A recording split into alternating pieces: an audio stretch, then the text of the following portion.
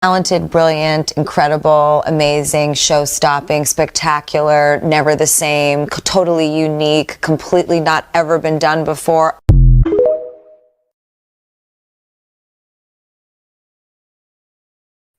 Good evening, good evening, good evening. Thank you for joining me here for a Monday mix-up here on Conversations with Taz. You know, we got to jump right into what happened last night at the Oscars. Now, if you were with me last night, you know we didn't watch, but you know, I did go back and pull some receipts. So let's get into it. In her chair, refused to clap or stand up, and acted like a petulant. Good for her. Black women don't owe you anything. You're going to stop playing in our faces, and we're going to stop looking for white validation. Good Lord. You know she should have won. Over Fat Fingers and Jamie Lee Curtis, side eye. Side eye. Side eye. Period.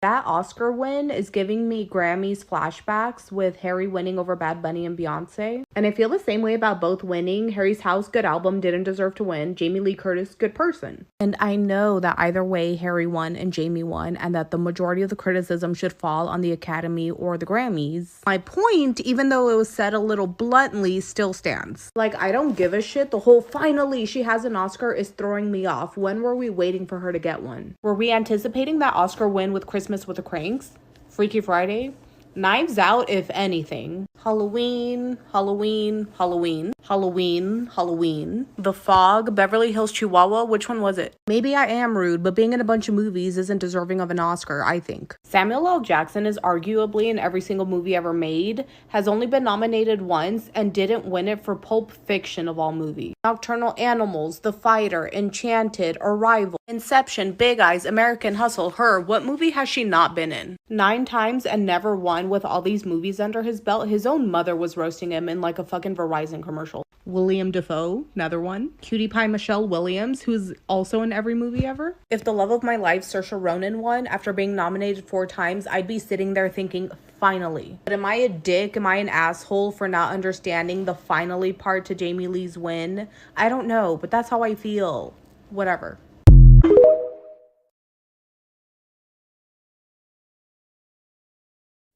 This is Diane Warren. Genius, darling of the music industry in Hollywood, especially movie scores, lost last night for the 14th time, and this was her face. This was her face. And this was her face. And that was her face. And this was her face. This was her face also when she lost. One more time. You see up there in the corner, Diane Warren's face when she lost for the 14th time? Not happy, not smiling, not clapping, not enjoying somebody else's success. So y'all being obtuse on purpose. You know exactly what we're talking about, and you know we're right. I don't see any articles and think pieces about Diane Warren, and why isn't she being gracious and sweet and clapping? Why is that? Y'all gonna leave my good sis Angela alone. Somebody cue up that sound, out my face. Out my face, out my face, out my face. Excuse me, ABC, when Brian pulls up with an interpreter to be inclusive and you decide to do a close-up of him talking, you need to include the interpreter as well, because that is the reason he is there. Thank you. Now, before I give my commentary on this, I do want to give a huge congratulations to the Asian community within Hollywood, within movies. They were very deserving of all the awards that they won. That movie pretty much swept all the categories that was in. Miss Michelle, chef's kiss.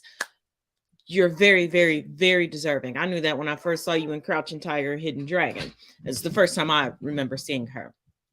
That being said, I am happy for the diversity and the wins that took place for actual, factual, good work and talent. But if you all remember back to last night, when we went over an article where one of the people voting for the Oscars was exhibiting misogyny, misogynoir, racism, just overall bigotry, and admitting that There are movies that were up for the Oscars that they didn't watch. There were other movies that should have been up for the Oscars that they didn't watch. So how did you put together a cohesive list? And how did you objectively decide who was going to win and who wasn't? And for you people going, well, Jamie Lee Curtis has been in the industry for so long. Name me a movie of hers, a role that is Oscar worthy. Because even in the movie that she won for last night, she wasn't the most pivotal piece. She did not give the best performance. That was a nepotism win. And people are like, finally, she got it. For what? Halloween? Scream Queens? Freaky Friday?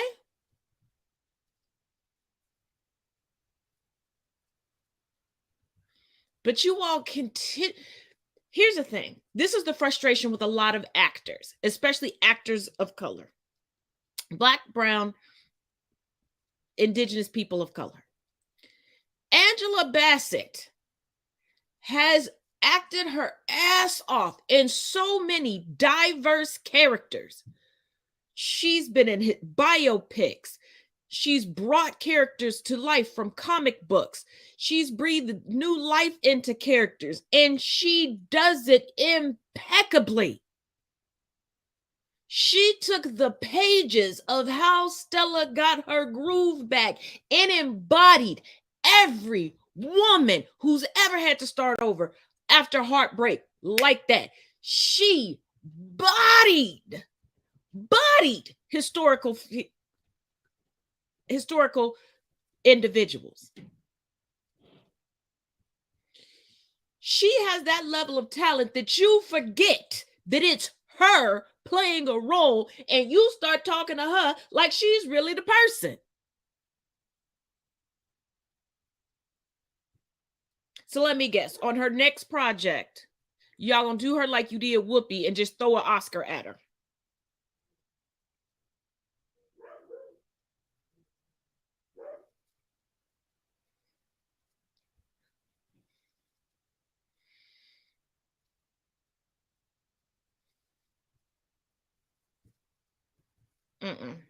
And miss me with well, she didn't win because it was a Marvel movie. Heath Ledger won a posthumous Oscar for a DC movie.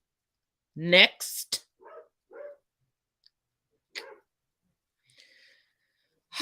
Let's get caught up on the headlines from today. It's Monday night, and here's what happened. Meta announced that they will no longer pay an incentive to creators who post Reels or Facebook posts. So if you are used to getting a bonus for views on the content you posted over there, you no longer will. The only way to monetize the channel is through advertisement or brand deals. Representative Dusty Johnson of South Dakota is set to propose a bill tomorrow that would impose even more work requirements on SNAP recipients. Congressman adding, work is the pathway out of poverty. As it is, 75% of people in the SNAP program work, and most of the rest of the beneficiaries are the 15 million children that are on the SNAP program, or 5 million people over 60. Good thing they're rolling back those child labor laws, I guess. The Biden administration has backed the Willow Project so drilling can begin in Alaska. The administration's own estimates say the project will release 9.2 million metric tons of planet-warming carbon pollution into the air per year. And I just want you guys to know that I really appreciate you being here.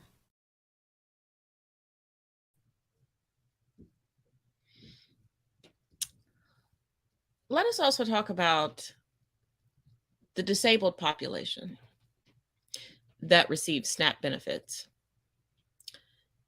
You want to punish those that are victims of capitalism, but not the ones in control of the capitalism.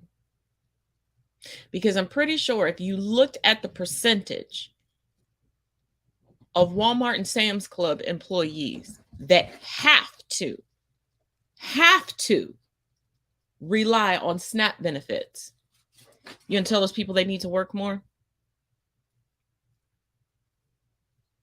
You don't want to pay people a livable wage, but you want them to work themselves into a grave. And who's gonna pay for those graves?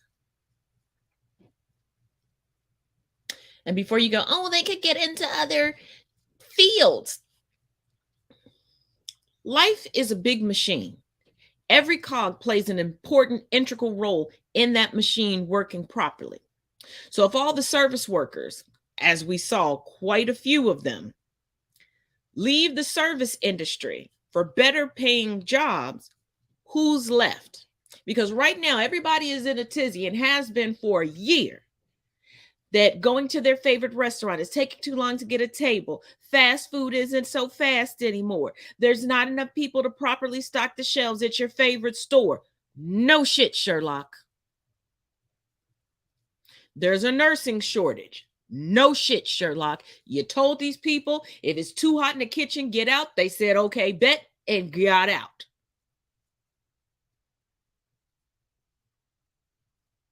And you put people in a bind because once their income reaches a certain mark, they no longer qualify for these things, but they're also not at a livable wage. That's when you have childhood poverty increasing, malnutrition, malnourishment increasing. This is why they're not trying to do anything about inflation and said the quiet part out loud, that the unemployment rate is too low. Because who is inflation really benefiting? Because it's killing those that are outside of the top 1%. But y'all don't want to hear me. And speaking of capitalism and the ghost of Trump, well, the ghost of Trump's presidency, here is yet another consequence of his actions that the rest of us have to live with. And what am I talking about? The 2 recent bank failures. Let's take a look. Robert Malone, the self-claimed inventor of mRNA technology, is apparently also an expert in economics and banking. If you see his tweet above, apparently Silicon Valley Bank bought into woke culture and White House propaganda, and that's the reason why they failed. Now, as the gentleman above me states, you see a bank that took on more debt than it could handle, and 80% of it was uninsured, which speaks to an issue with how the bank was handling money. And how did this all happen? And Dodd-Frank has dealt a huge blow to community banking. As a candidate, I pledged that we would rescue these community banks from Dodd-Frank, the disaster of Dodd-Frank. And now we are keeping that commitment, and all of the people with me are keeping that commitment. Just remove regulations and see how it turns out. Oh no, the 16th largest bank failed. But nobody remembers why we are here. So let me remind you. Yep, Donald Trump. In 2018, Donald Trump rolled back some legislation that was put in place to make sure the country never suffered another financial crisis the same way it did during the mortgage meltdown. As we know, Obama came into office after the financial crisis, and he helped to repair the economy. One of the things that was put in place during his presidency was the Dodd-Frank Act. The Dodd-Frank Act was a Wall Street reform that was put in place to prevent the excessive risk-taking that led to the financial crisis in the first place. Now, let me be clear. Many financial institutions hated the Dodd-Frank Act. It was an 800-pages worth of regulations that were required by the bank. We're still working through them to this day. We're still implementing some of the changes because the changes were very expensive for banks. And banks have to put a lot of systems into place, hire a lot of compliance people, risk management people, auditing people, create a lot of policies because the regulations were very detailed and the guidance was very specific. So we have been managing through Dodd-Frank ever since it was put in place. However, when Trump got into office, he rolled back some of the regulatory requirements that the Dodd-Frank had. One of the ones that are, I feel, attributed to what happened at Silicon Valley Bank is the stress test. Let me explain. So within the Dodd-Frank, it said that any bank up to $50 billion does not have to do a stress test and perform that test yearly. But if a bank has more assets than $50 billion and up, you must perform a stress test and pass it. Donald Trump said, let's relax this regulation a little bit. And I'm going to say banks over $250 billion have to perform the stress test and pass it. Now, if you know what the asset sizes of the banks are in this country, there aren't a lot over 250 billion, maybe 10. I would have to look it up. So that means almost all the banks in the country now do not have to perform a stress test. What is a stress test? A stress test is an internal test that banking organizations do to see whether the bank has enough capital to manage itself through tough times. If the bank does the stress test and the performance is poor and is submitted to the regulators that the bank cannot perform the stress test, the bank kind of says, okay, since you don't have enough capital, you're not allowed to pay dividends and you're not allowed to do share buybacks. Who does that upset? Investors. You follow the money. Now that Donald Trump said, okay, banks up to 250 billion, knowing that most of the banks in this country are not over 250 billion. There's a few. I know PNC, BMO, not a lot. Citibank, Wells Fargo, Bank of America, like the big banks are over 250, but the rest of them are mostly all under 250 billion. So now you've got an entire country that's not testing to make sure that they have enough capital or assets in place in case there's a run on the banks. And what happened to Silicon Valley? A run on the bank. When a demand is made and the bank can't make it, it makes the bank collapse. All their consumers decided to start pulling their funds out because they saw the bank trying to raise money, not able to raise money, bought bonds that were not valuable. Consumer confidence went out the window, and now they want their money. What does that do? Create a whole collapse of that financial institution. But let's take it back. If Donald Trump would not have removed the regulation for banks 50 billion and up, then that bank would have never overextended itself. That bank would have managed to keep stress testing every year. The feds would have seen that it wasn't meeting the guidelines of the stress test, and the feds would have swooped in and made that bank get recapitalized. So there's so many things. We always said nobody's going to see the damage that Trump did until years after he left. And now here we are.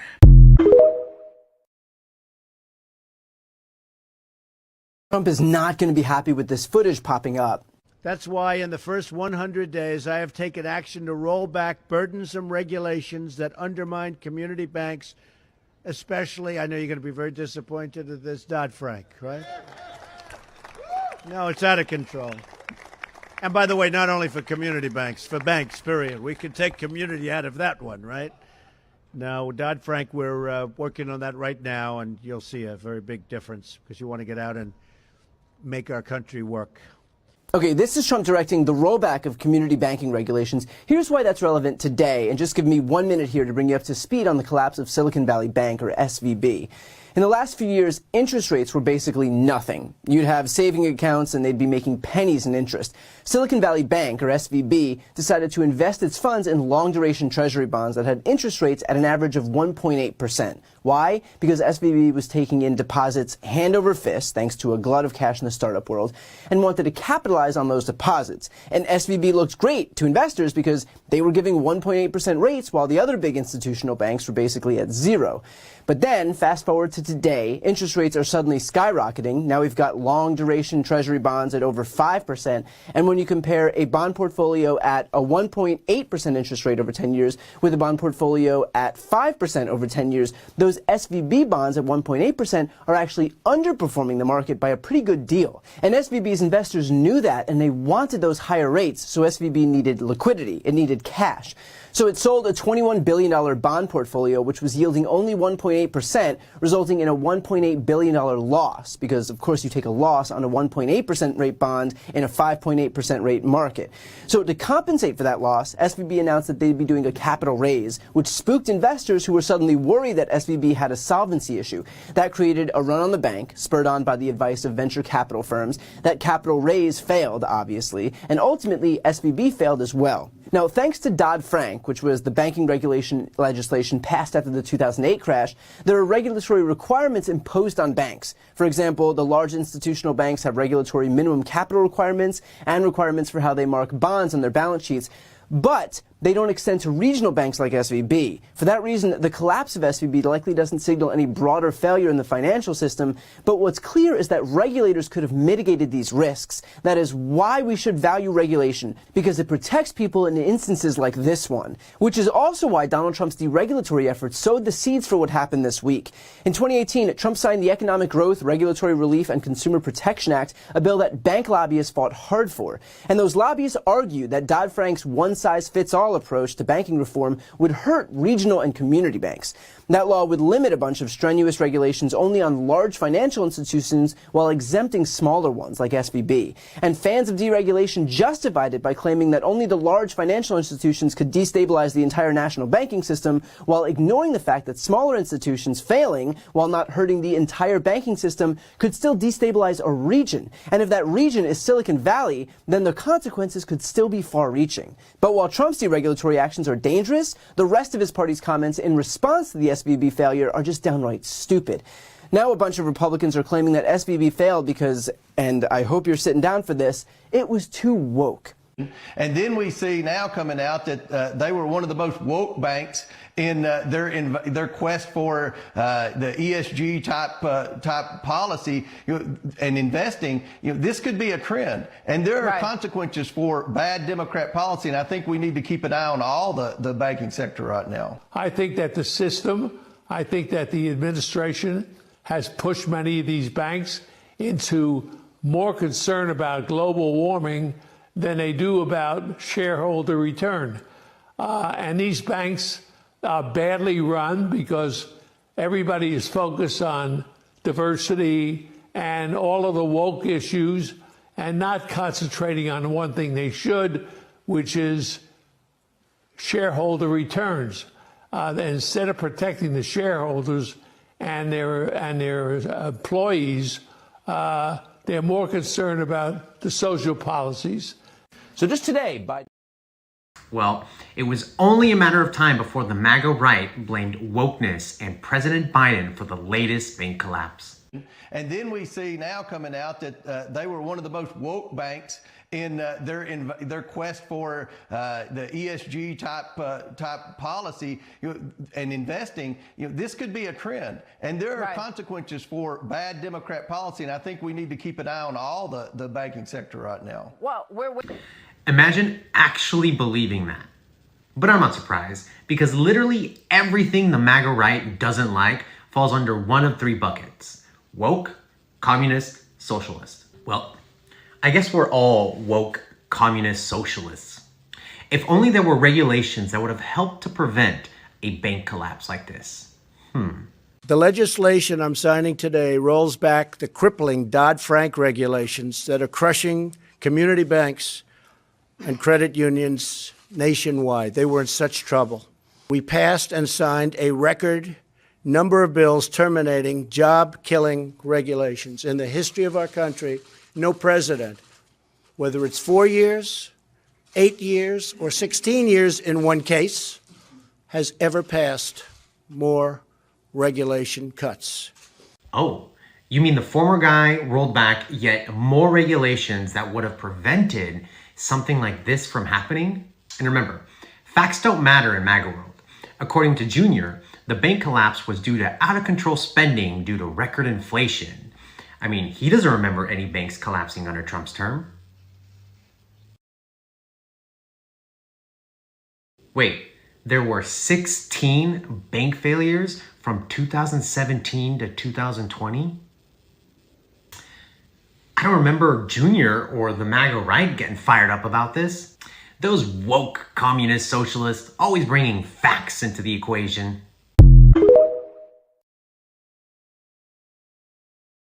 By the way, the SBV executives took bonuses on Friday. We'll see whether that gets clawed back. Did you just say that the Silicon Valley bank owners took bonuses on Friday? That is exactly true. On Friday morning, before the FDIC took over the bank, they in fact distributed bonuses. The bonuses were scheduled to be distributed on Friday far in advance. Those bonuses were part of the 2022 year, but nonetheless, they still went out. Now, by the way, a lot of the employees at SBV had accounts at SVB. So those bonuses went to those accounts that also were in jeopardy at the time. Again, we'll see whether that money comes out.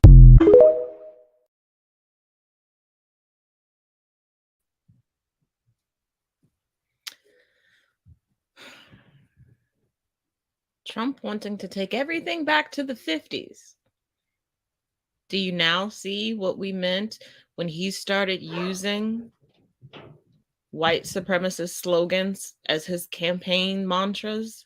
What he meant when we kept telling you all what he was doing and what he meant by everything, what his plan was. See, he feels that it was great in the 50s and he wants to roll back time. So now our safety is being rolled back, and our financial security is being rolled back, and our bodily autonomy is being rolled back. We'll see what's next. Now, there's a little word on the street that Fox News is being called for to be banned. Let's take a look. A veterans group has basically put out a new ad calling on the Pentagon to stop allowing Fox News propaganda on military bases. The group is Vote Vets, which has been around for quite some time. They've done some wonderful work in the past, and they've put out a very powerful ad explaining why Fox News is nothing short of propaganda and that we shouldn't be allowing it on these taxpayer-funded military bases. The ad is very long, so here's just a small piece of it. Take a look. This is from Vote Vets. The most valuable weapon to the enemy is disinformation. That's why the Pentagon spends hundreds of millions training our troops to resist it. Yet at the same time, the U.S. military uses taxpayer-funded facilities to broadcast disinformation on military bases, knowingly letting false propaganda infiltrate the ranks. Tucker Carlson, Laura Ingraham, and Sean Hannity have open access to spread their conspiracy theories to U.S. troops. And now we know they knew they were lies, just to boost their ratings. The outcome of our presidential election was seized from the hands of voters. Disturbing irregularities have been found. Every American should be angry. You should be outraged. But behind the scenes, it was a different story. Carlson, Trump is a demonic force. He can easily destroy us. Hannity, Giuliani is acting like an insane person. Ingram, such an idiot. Bayer, there is no evidence of fraud. Rupert Murdoch, Carlson, Hannity, and Ingram should independently or together say something like, the election is over and Biden won. But they didn't, just to boost their ratings. Nothing in that ad is incorrect. It's a brilliant ad, and as I said, it continues beyond that, and it gets even better. But I wanted to show that to show you how powerful this message is. They're showing that Fox News is filled with propagandists who don't even believe the things that they're saying. You know, they're saying one thing in private, they're saying a different thing on the air, and of course all of that information came out in the recent Dominion court filings. Now the question is, can you actually ban a cable news outlet on military bases? The answer to that, I'm pretty sure, is a resounding no. I'd love to see it happen. I think it should happen. I think Vote Vets is 100% right. But legally speaking, you know, First Amendment wise, can you do that? Probably not. I simply don't see a way that this would survive in court if the Pentagon did say, okay, pull the plug on Fox News on military bases. You just can't do that. Not to mention military bases where you have military housing. They have independent, cable providers. They have satellite providers. They might be streamers. You can't pull it off that. I know you're mostly talking about in official buildings, but again, not much you can do because that would be seen as a violation of the First Amendment. What should happen, however, and this is the same thing I said about Move On's ad a couple days ago, you need to be running that ad on TV. You need to be running that ad all over, the regular networks, your ABC, NBC, and CBS. Run it on Food Network, run it on TBS, run it on HGTV, on Bravo, on TLC. In between 90 Day Fiancé episodes, I want to see that Vote Vets ad. I think it's powerful, and you need to reach the audience that is not already watching Fox News. That's what needs to happen. They need to understand that this is nothing more than a propaganda outlet. So can you succeed with getting Fox News banned from military bases? Probably not. But can you still use that ad to absolutely demolish Fox News? Yes, you can. It's not going to be cheap, but it's a powerful ad, and people deserve to see it. Here's my thing. Hear me out.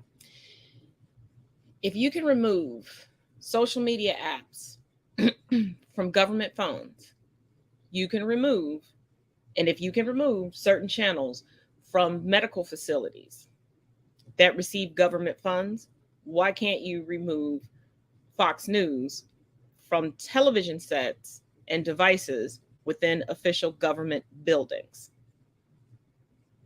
Not talking about your home. When you go home, whether you live on a base or not, that is your home, that is your sanctuary. You can do what you want in there. Okay? There's nothing we can do to stop you. But just like at work, you can't have Pornhub going. And nobody's arguing, that's the First Amendment.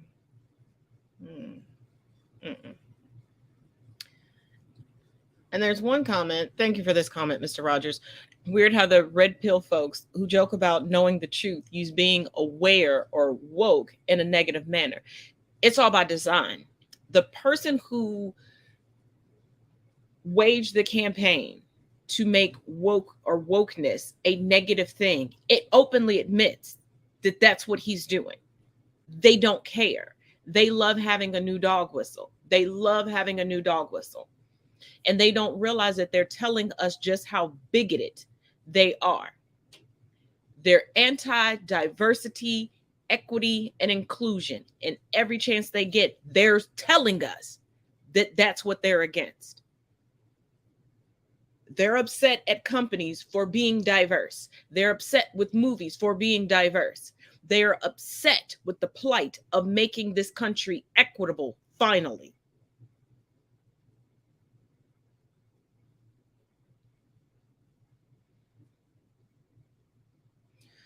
But since we're talking about bans, before we go to the ad, let's talk a little bit more about the proposed TikTok ban and the repercussions that I don't think anybody saw coming. I will gladly say goodbye to TikTok if I get to never hear from Trump again. And you may be thinking, Trump's not on TikTok. It's not that. Have you seen the language around banning TikTok? I don't think it's about TikTok because it would give them the precedent to ban Truth Social. I think this is all about propping up DeSantis as the GOP nomination for 2024. Because them banning TikTok would give them authority to ban Truth Social under the precedent set. And the MAGA crowd's gonna go for it like hook, line, and sinker. Because Trump and his base only needs to hear the word China. And they'll co-sign their own demise. Like, have you seen the video of Trump supporters not being able to get into DeSantis events? Like, you need to leave. Okay.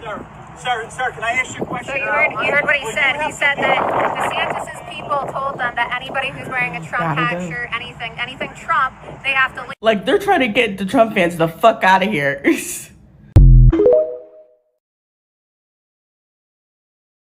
Okay, here's a kind of messy update about the potential TikTok ban. First off, since TikTok got introduced, many countries have banned the app from government and military devices because it is owned by a Chinese company. And the main concern that powers like Canada, the United States, and the EU have put forward as their reason is that data could be mined by the CCP. Data like your location or who's in your contacts, photographs, stuff like that. Now, could the CCP get it from other apps? Of course they could. Then the other reason that was given was, well, the CCP could be recommending misinformation or they could be manipulating the algorithm to try and divide these countries. And could that happen on other apps? Of course it could. It does. But have they been able to prove that all of these fears actually are happening? Not that I've seen. What I did see is a congressman try to allege that China might be behind the Stop Willow Project campaign. noting that it has millions of views, and there's nothing China wants more than the United States to remain energy dependent. So completely discounting the indigenous efforts to stop Willow Project, said no, it was probably China, probably TikTok. Rationale does not always matter in politics, so we just have to go with what might happen. So here's where we're at. Trump tried to ban TikTok in 2020. At that time, Microsoft and Walmart were offering like $20 to $30 billion to buy the platform outright from ByteDance. But what Microsoft and Walmart wanted had way more to do than just buying TikTok. It had to do with IP and additional features, and that they would own the algorithm, which would also mean that ByteDance couldn't use their own software, their own IP in their own country. Microsoft and Walmart would own that. So that got tricky. Outside of that, the courts blocked Trump's attempt to ban TikTok because of First Amendment rights. So it couldn't go through the courts. It would require an act of Congress to ban the app. And that's where we are now. The House Foreign Affairs Committee has submitted a bill that would allow the president to ban the app outright, which means it would be banned on all devices, not just government. And there's another bill that allows the Secretary of Commerce to ban the app. So what if you already have it on your phone? What if you just never update your phone? Would you get to keep your TikTok? What they can do is remove it from the App Store. They can refuse to allow ByteDance to provide updates to the software, which would make it non-functional. Or they could ban TikTok from placing ads or advertising, which would halt the growth. And Congress has gone through a round of reasons to try to get the American public on their side. They first started with teenage anxiety is so high, so we should limit TikTok. Then it was your data and security isn't safe. And now it's China supports Russia, and so putting any money in China's pocket is directly supporting Russia's war on Ukraine. Months ago, TikTok submitted a 90-page proposal for how they could prove that they weren't acting badly and that data was protected. They've opened a transparency center for journalists in LA that a bunch of journalists went to visit, and the CEO of TikTok, Shou Chew, will be testifying in front of Congress on March 23rd. If the ban were to pass, the ACLU says they would fight it based on First Amendment rights, so we still don't know really what's going to happen.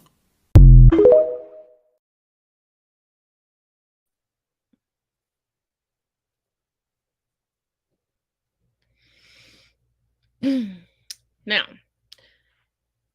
we know why Trump wanted TikTok banned. TikTok campaigns were floundering his campaign rallies, which we know he gets big ego boosts from his numbers, the numbers. Also, the biggest problem with a lot of politicians that a lot of the issue that politicians are having with TikTok is it's harder for them to spread disinformation and misinformation. Because like I keep telling you all, we now live in an age where in real time, you can see the truth. You can see the facts. They can't keep telling you, oh, it's the blue states and the blue cities that are horrible. Because you can log on and see people living in such areas and they're not dodging bullets every day. Also, a lot of things that aren't making it to mainstream media are being covered on social media, specifically TikTok. Now, I remember some police-involved shootings, murders that were heavily covered on Facebook before we had TikTok. And people tried to do their best, but Facebook really isn't set up for media, for, video after video after video in rapid succession. TikTok is. And when you have industries where there are conglomerates, you're going to have a lot of lobbyists because their money is going to be in those conglomerates. Meta. But let's move on to the ad, and then we'll get back into it. See you in 2 and 2. Y'all know how we do.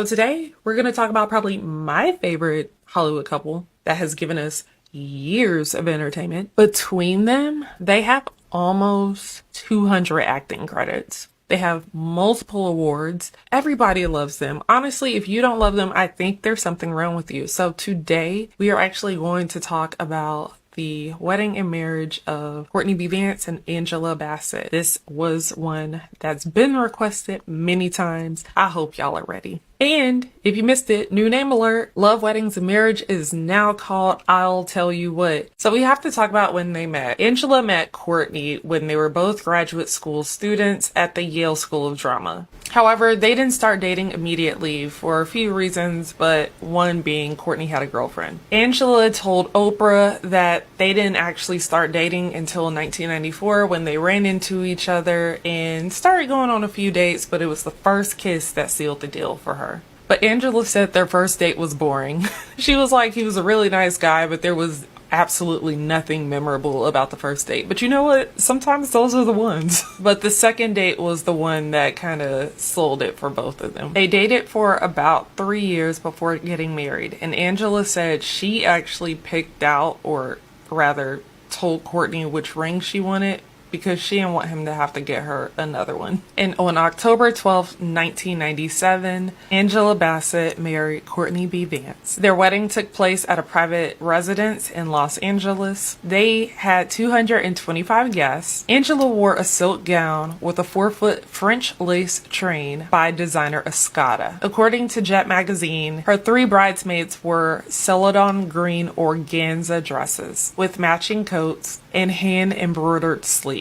Celadon green is kind of one of those colors that's having a moment now. So, bride-to-bees, y'all might want to look into that. Their dresses were also made by Escada. Whereas Courtney wore a Dion Scott tuxedo. Dion Scott is actually an African-American designer that now goes by the name Dion Julian. And his 3 groomsmen wore Hugo Boss tuxedos. I couldn't find any details about the food, y'all. I'm sorry. And they were both in their late 30s when they got married. And it would be 9 years into their marriage before they had kids. And in January 2006, they had their twins, Bronwyn Golden and Slater Josiah. In an interview with Ebony magazine shortly after the twins were born, Courtney was working on Law & Order Criminal Intent in New York.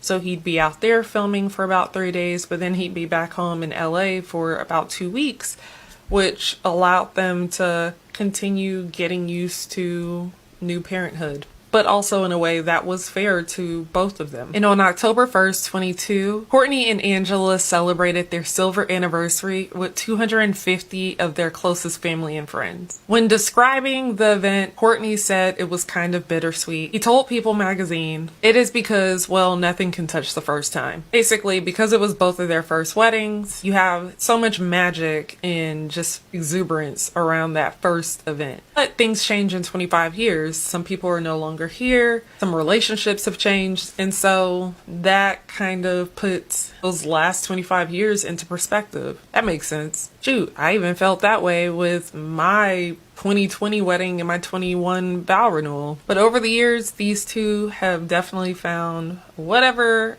key to making a marriage work, especially in Hollywood. Just a reminder, I don't know the intimate details of anybody's relationships outside of my own. So with that being said, I'm just going off the fact that they've been married for 25 years and been together longer than that. They must have figured out something that works for them, and I absolutely love that. That is all. Overall, they still seem like just regular people that are parents, or wives, husbands that are like trying to do what they can to enjoy the life they're living, but to also create a beautiful life for their children. And you gotta respect that. So what do you think? Honestly, like I said, I love them. Angela is probably my favorite actress, so she could do no wrong. But I want to know what you think. And don't forget to come back tomorrow and follow for another I'll Tell You What. If you haven't figured out, we're going to sprinkle in some paying homage to Madame Angela Bassett tonight. But I do love them. And I remember seeing that wedding announcement in 97. And I was like 2 years out of high school. And I remember looking at my mother and asking her, like, are they old enough to get married? And she was like, girl, they're older than you. Hey. When you have an unproblematic life, baby. Speaking of unproblematic people, Arnold Schwarzenegger may be registered as a Republican. Not sure if he still is, but he has taken the time to unlearn some things. Many of you probably didn't know that he had a relative, a father, who was a Nazi. His father spent the rest of his life regretting that decision. Arnold looked at what hate had done to his father, to his beloved Austria, to different people around him, and decided to unlearn the hate that had been poured into him for so long.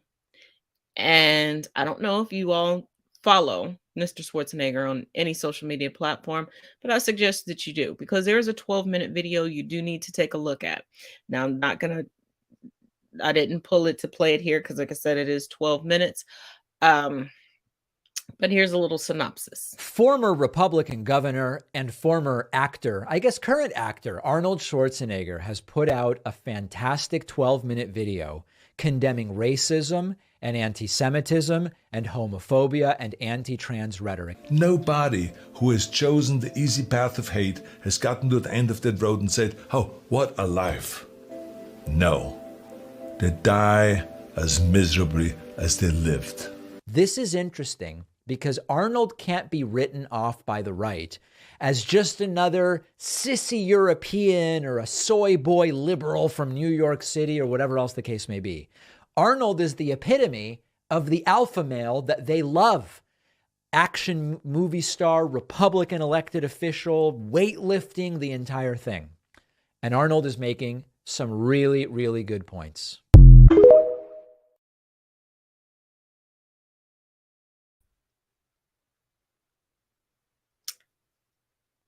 But he's right. Talk to any hospice nurse or anyone who's worked in a hospice. Talk to anyone who's been around an elder that's lived a miserably hate-filled life. They're not proud of themselves as their days are coming to an end. They are making confessions left and right because they want to ease that burden off of their soul. They're constantly wishing to go back and do things differently. But they still won't admit it to the people that matter the most, the people that they instilled that hate into. So you have people who are perpetuating a legacy that they believe that they're supposed to uphold. And the person who implanted that legacy into them regrets the legacy. It never made them feel superior. Why do you think even today online and in real life, they seek out the places, the people that they say they don't like and make them uncomfortable, that don't match up with their way of life?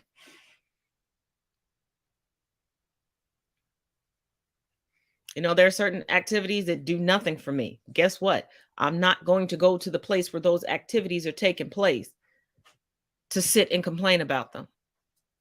I'm just going to go to the place where the activities that I am interested in are taking place. See, misery loves company, and misery will try to force everybody to be their company.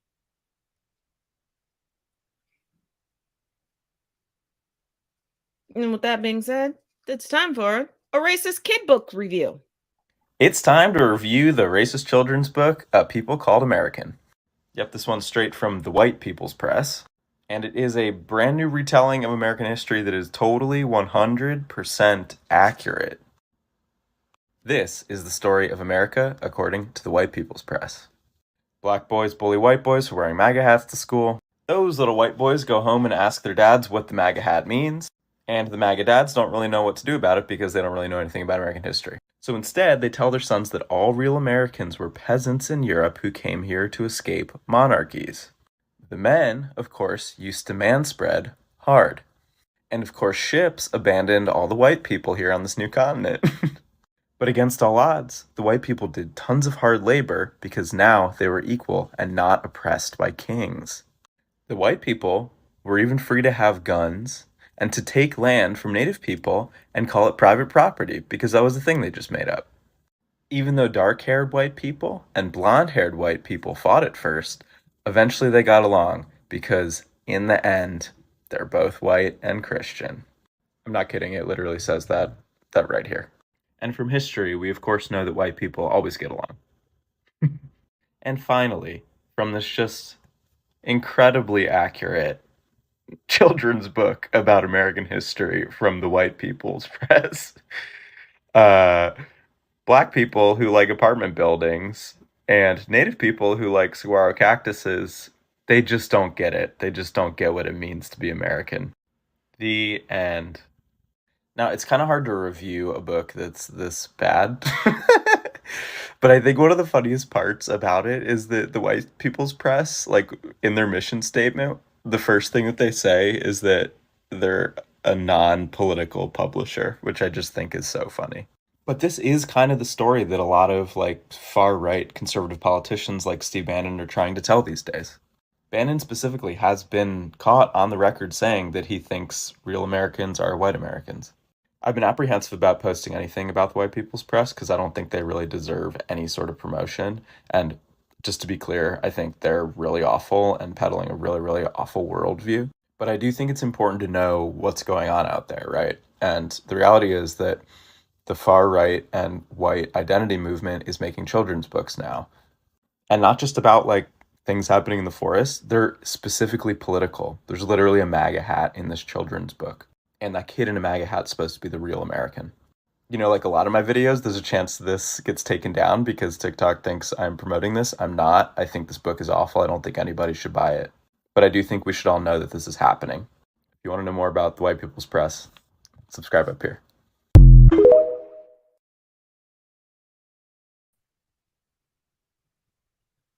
Notice how they easily and conveniently left out chattel slavery. It was the white people that came over here and worked so hard because black people prefer apartments that weren't invented when black people were kidnapped and brought here.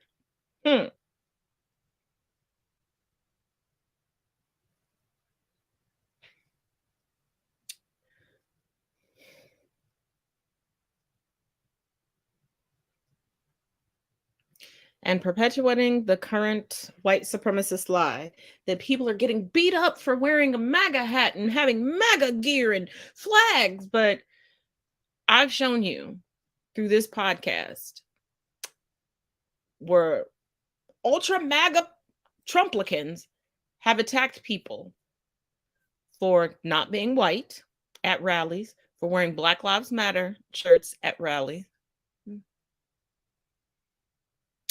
But once again, tale as old as time. Everybody else is a savage. Violent, crazy, erratic. But from one piece of disinformation, actually flat out lies, to the next. But this person fucked around and found out. This is an absolute shame. An ivermectin influencer died. Now his followers are worried about their own severe symptoms. Danny Lemoy took a daily dose of veterinary-grade ivermectin and told his thousands of followers to give the drug to their children. He died of a common side effect of the medication. Please stop taking ivermectin and just get vaccinated. It could save your life.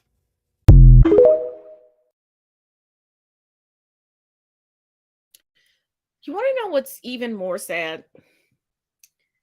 On Facebook, a follower of his announced his passing and quadrupled down on the lie that ivermectin saves lives by saying that they gave ivermectin to their Alzheimer's-ridden mother. It was like, it helped her so much with this pain and that pain and with this until she died, till her body gave out. I'm sorry. You poisoned your mother.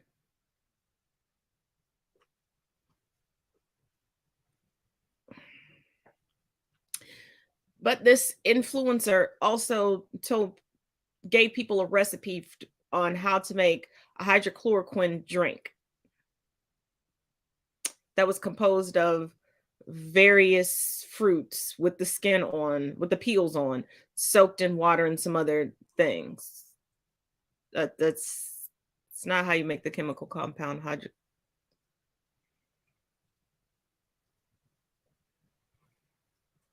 I mean, it's just science.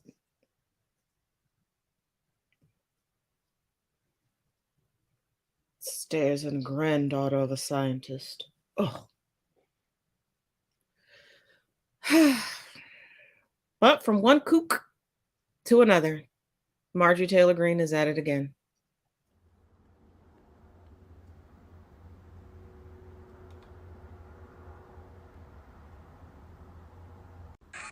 She's a traitor to our country. She's guilty of treason. She took an oath to protect American citizens and uphold our laws.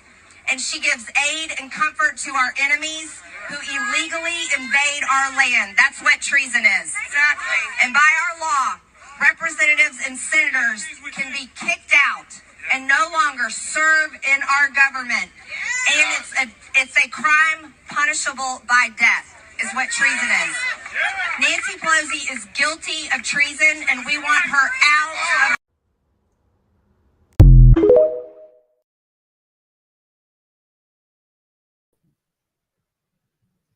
Yes, Marjorie Taylor Greene is now telling people that Jane Fonda has a plot to her.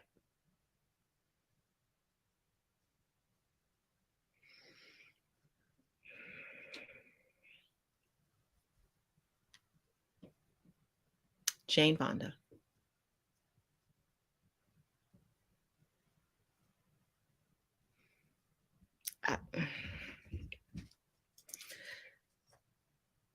But, you know, disinformation, misinformation, flat out lies are profitable. Take a look at a nurse, which I'm wondering if her credentials came from that school in Florida. If you know, you know. Who decided nursing just wasn't making her enough money. So she went on an anti-vaxxer smear campaign of hate. Let's call Palm Beach Gardens Medical Center and let's all give them Google reviews for why they're murdering their COVID patients. This is Nicole Siratek, a registered nurse who, when COVID broke out in 2020, travelled to New York City to help out the overwhelmed hospital systems. So how did someone who was helping COVID patients turn into an anti-vaxxer who led harassment campaigns against doctors, nurses and hospitals? When Nicole travelled to New York, it was the epicenter of the COVID pandemic in the US at the time, but rather than finding patients dying of COVID in the hospitals there, she claims to have stumbled across a massive conspiracy. They don't care what is happening to these people. I'm literally coming here every day and watching them kill them. The claims were widely debunked, but it didn't matter. She had become an anti-vaxxer superstar already, and over the next 2 years, she would become a major name within that community, leveraging her training as a nurse to give herself added credibility. Siratek's star rose so much inside the anti-vaxxer community that last year she was invited to speak in an event hosted by Senator Ron Johnson, where she falsely claimed that remdesivir, the antiviral drug, was continuing to kill patients in the United States. She also sought to cash in on her fame, and so she created the tax-exempt charity American Frontline Nurses, which has raised tens of thousands of dollars and continued to push disinformation while promoting harassment campaigns against doctors and medical professionals around the country. Throughout this time, Siratek wasn't even working as a nurse, but that didn't stop the Nevada Board of Nursing from appointing her to the Nursing Practice Committee. And it was this egregious decision that led Tyler Cook, a nurse working in Washington State, to call out some of her disinformation. They focused really around, number one, exposing the blatantly false and misleading health-related disinformation spread by Nicole and American Frontline Nurses. That also morphed into calling out blatantly disgusting LGBTQ-phobic rhetoric and the continued demonization of actual evidence-based frontline medical professionals. For the last year, Tyler and other nurses who debunk medical disinformation online have been working to discredit Siratek and her organisation. And while the Nevada Board of Nursing has finally removed her from the Nursing Practice Committee, Tyler has faced daily harassment from Siratek and her group. Siratek labelled Tyler a pedo sympathiser, she urged her followers to harass him online, and she even sold a mug on her merch store with a picture of Tyler falling into a toilet. Then in late 2022, Sirotech reported Tyler to the police for harassing her and falsely claimed that he was endangering her children. But a copy of the police report I obtained showed that the police found no evidence to back up Sirotech's claims and said there was nothing to substantiate the threat against the children. Now, someone citing Sirotech's false claims has made a professional complaint against Tyler, meaning his livelihood as a nurse is being threatened. These constant attacks and threats have had a huge impact on Tyler's life. It's never ending. Undue financial burden, personal things, security.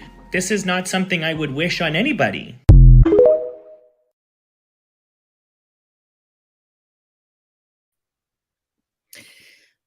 Now you may say, well, Taz, they said that her claims were debunked.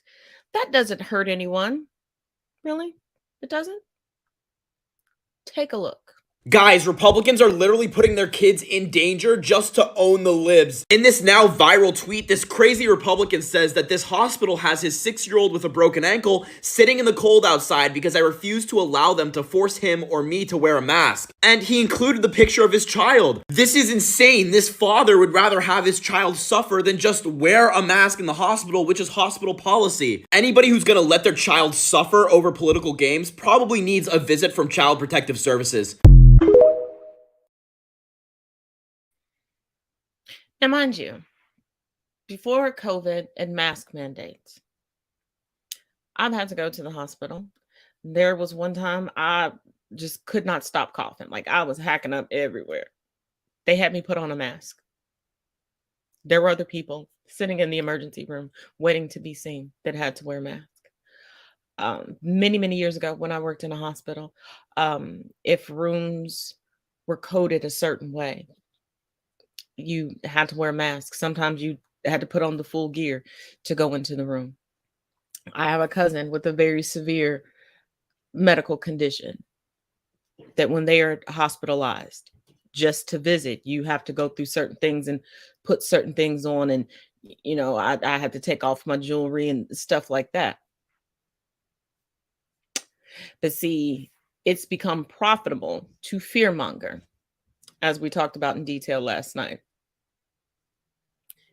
And people don't care. They would rather believe some juicy gossip about somebody, even somebody that they know, somebody that they have access to, somebody they can call up on the phone or go knock on their door and talk to them. They would rather not talk to that person and believe and wage a campaign against them than not be a part of the cool kids club of fear mongering and clout chasing. Because that's what it boils down to. If you clout chase hard enough, it turns into dollars. So throw stones, hide your hands, and play victim. Rinse and repeat.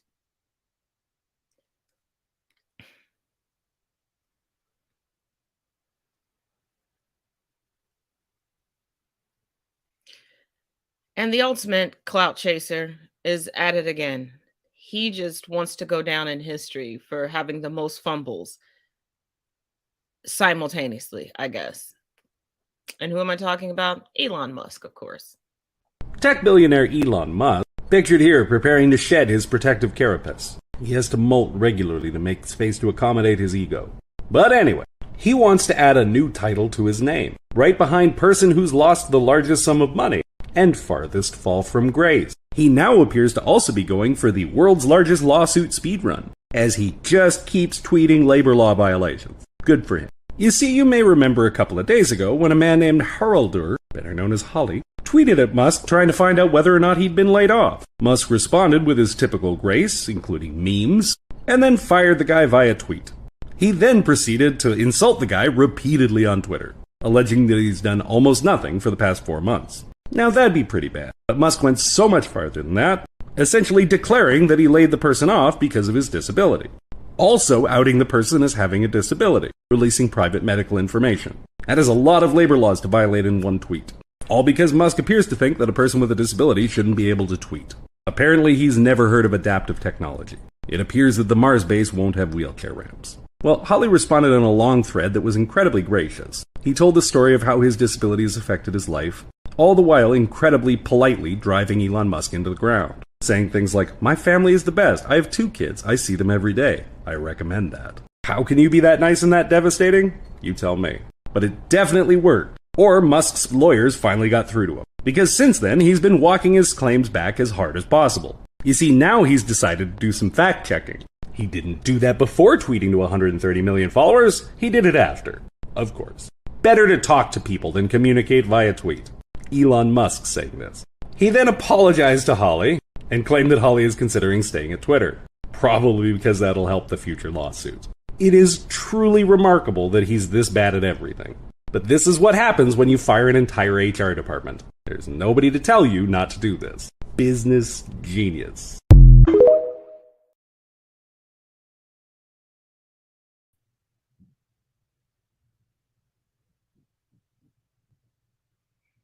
I keep telling you all, stop equating generational wealth to intelligence or business prowess. But from one epic leader to the next, let's talk about Rupert Murdoch. Thanks to unsealed court filings this week that were once again a part of the Dominion Voting Systems defamation lawsuit against Fox News, we learned that we've got intent.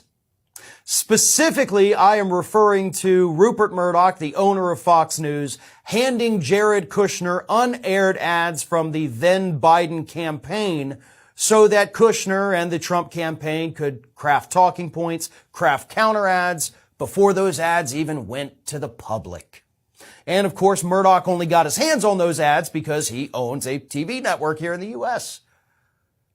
And as I said, the court filings this week gave us intent. Because according to what Rupert Murdoch told the interviewers during his deposition, he wanted to help the Trump campaign. Let me read this. Murdoch said of Jared Kushner, "He's a friend of mine." And then the attorneys asked, "You were trying to help the Trump campaign by giving him a preview of the Biden campaign's ads before it was public." "Right," Murdoch answered. "I guess so." In any criminal case, which this is not yet a criminal case, by the way, the FEC has not taken action against Rupert Murdoch. They have received a lawsuit from Media Matters to take action against Murdoch, but so far they have not.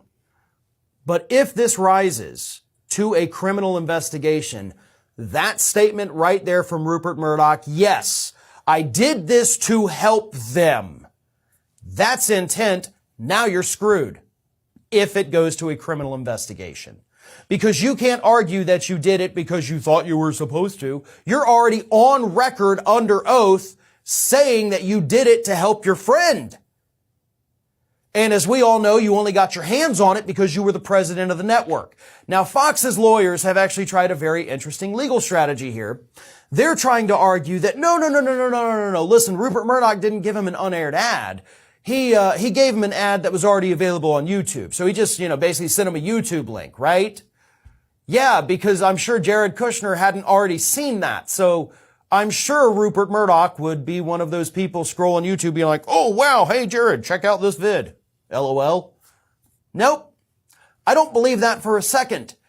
Especially since in his own deposition, he was asked, "You were trying to help the Trump campaign by giving him a preview of the Biden campaign's ads before it was public." And once again, Murdoch replied, "Right, I guess so."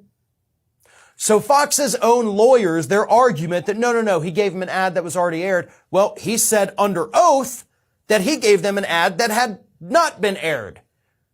So which is it? Did he lie under oath, which is also not legal? Or did he give them that in-kind campaign contribution of sharing an ad that hadn't aired? Either way, you're effed. Like, hardcore screwed yourself over here, Rupert. And I don't know how you get out of this. The only way you get out of this, of course, is if they don't bring criminal charges. But we've either got perjury or an illegal campaign contribution. Take your pick, folks, because he ought to go down for at least one of those. Now, take a moment to remember with me. Conservatives always say that the media it's liberal driven. It's the liberal media. And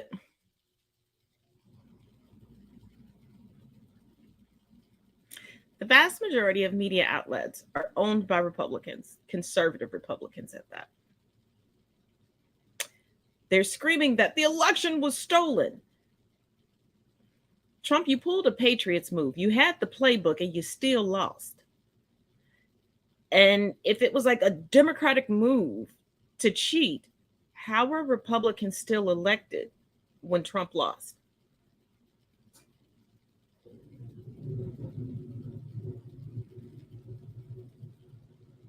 Maybe because rallies don't equate to votes. And some people were spending so much money on merch and getting to these rallies. You know, there was one guy who said that his wife left retirement. We talked about this months ago, to pick up a job so he could make it to all of the rallies, but he wasn't registered to vote. And he had no money to even get a new ID and, you know, to conform to all these gerrymandering rules that they're putting out there.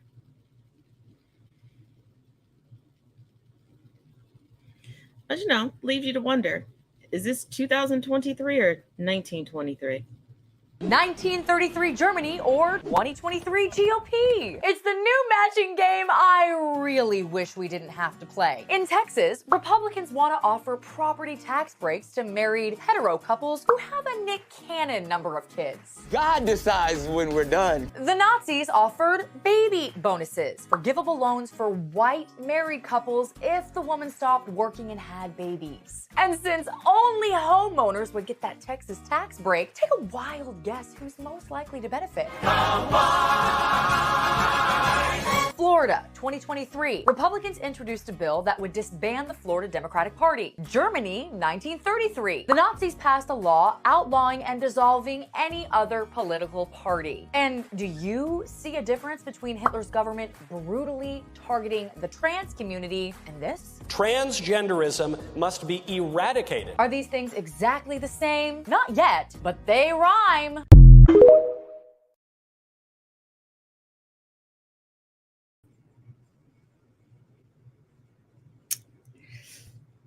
And if you think that's bad,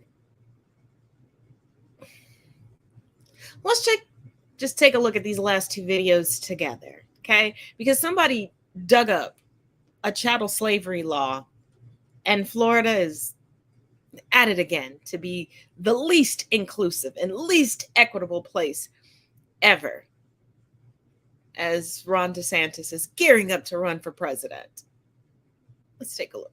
Holy fuck. Like, I know I shouldn't be surprised, but I'm surprised. Judge uses a slavery law to rule frozen embryos are property. Frozen human embryos can legally be considered property or chattel, a Virginia judge has ruled. So it looks like Florida is continuing to try to create their own country and basically have their own white Aryan dream.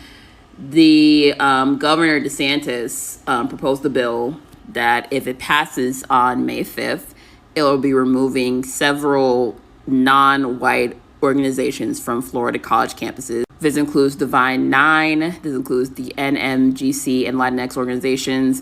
This also includes courses, majors and minors in Jewish, feminist, and gender studies. They also want to remove center and programs for Black students, Latinx students, Asian and AAPI students, and LGBTQIA plus students.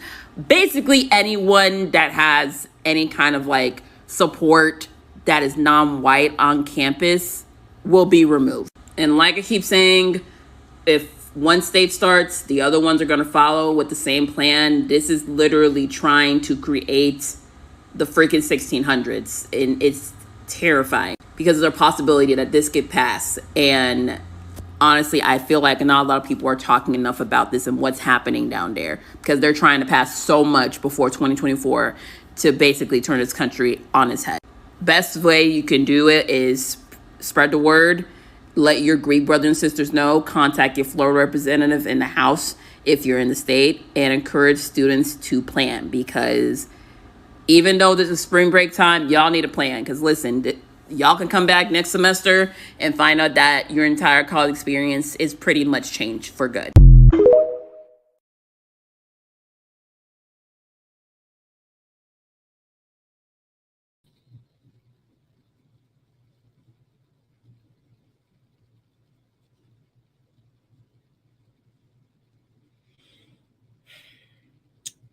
So, this presidential election cycle, miss me with that. He's not that bad. I just don't like how Joe looks. I don't like this candidate because they're too old. You all keep joking and wanting to cosplay at your pseudo protest about The Handmaid's Tale. And you all want to make these cutesy online posts about rolling the clock back. The clock will be rolled back exponentially. But as always, make sure you check out the links in the description of this video. There is a new blog post, and make sure tomorrow you are on the ready to check out the audio podcast, Tastastic Tuesday. If you're not already following, make sure you click the links in the bio to make sure that you're following, and make sure you're following the blog, Camp Taz. And as always, each one teach one, each one reach one. Till tomorrow, y'all.